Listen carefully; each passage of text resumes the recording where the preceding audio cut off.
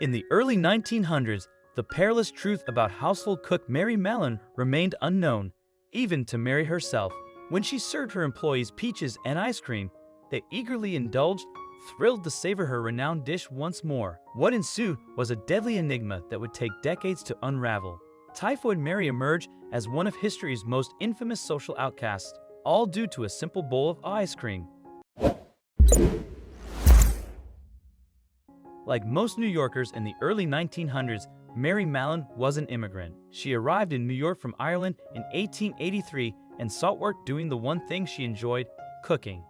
It wasn't long, however, before she started to notice a worrying trend.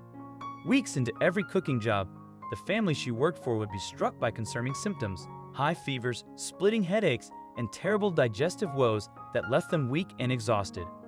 But Mary curiously never got sick. She hopped from house to house, which is how she started working for the Warren family. Days after they ate Mary's ice cream with peaches, it happened again. Each member of the family got sick.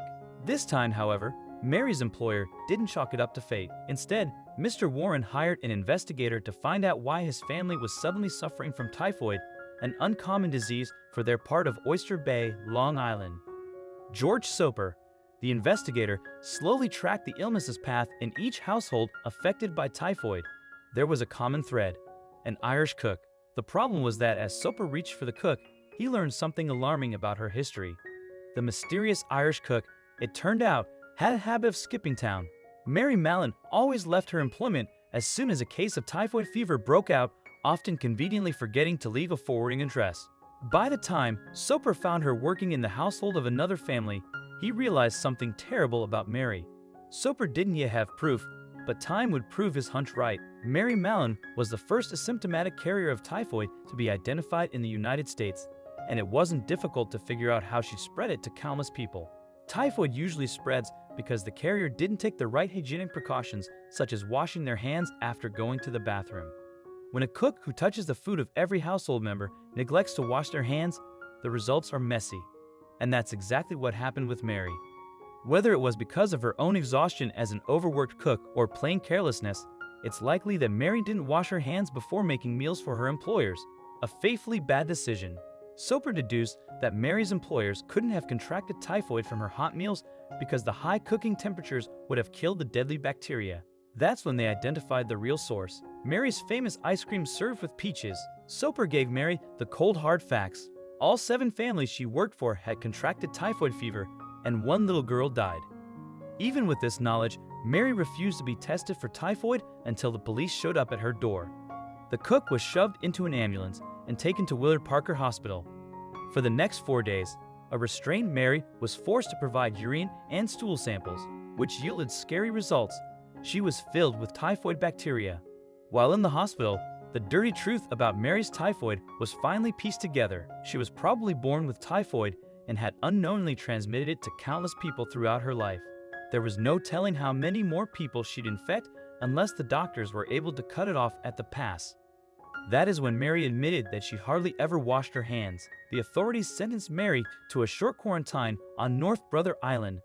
While in quarantine, Mary refused to have her gallbladder removed, even though it was probably the source of her typhoid. She also refused to stop working as a cook if and when she returned to the mainland. With that, Mary earned herself a very unflattering nickname. To the public, she became known as Typhoid Mary. Everyone was content to have her safely quarantined on North Brother Island, but Mary herself was miserable. She suffered from a nervous breakdown and complained that the doctors treated her like a guinea pig. All the while, Mary never believed that she was the reason all those people got sick. Despite this stubbornness, after 2 years on North Brother Island, the New York Commissioner of Health told Mary she could return to society on one condition. He forced Mary to sign an affidavit promising that she would never work as a cook again. She agreed and returned to New York City, where she successfully faded into the crowd, until a few years later, a group of hospital workers suddenly fell ill. Prominent restaurants, hotels, and spas also reported outbreaks of typhoid. It didn't take long for Soper to identify a recurring pattern. An Irish cook, sometimes referred to as Mary Brown or Mary Brigham, consistently left a trail of illness in her wake. In 1915, Soper discovered Mary working at Slum Hospital for Women, where 25 individuals were infected. and 2 succumbed to typhoid. As a result, Mary was taken into custody and sent back to North Brother Island. This time, however, it became a prolonged confinement that lasted for the remainder of her life. For 23 years, she lived alone in a cottage on North Brother Island, free to cook as she pleased without endangering others. By the time of her death in 1938, significant changes had occurred on the mainland. Other asymptomatic typhoid carriers had been identified, turning Mary's forced isolation into a controversial topic.